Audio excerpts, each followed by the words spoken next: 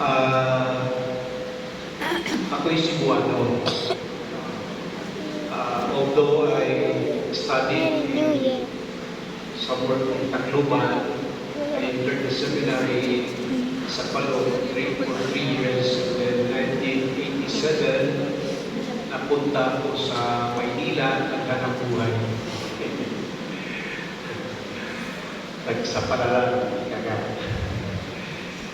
sa awa ng Diyos, mga 1990s, nakilala ko yung mahal mismo ng visa. You are familiar with Antipolo. They are already visa to 2 years.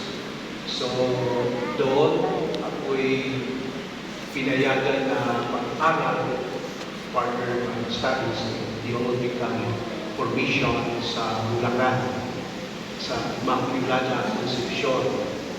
And then, after 2 years, naging palit ko 1993. Naging palit 1993. So, by 1993, I was director of the cathedral.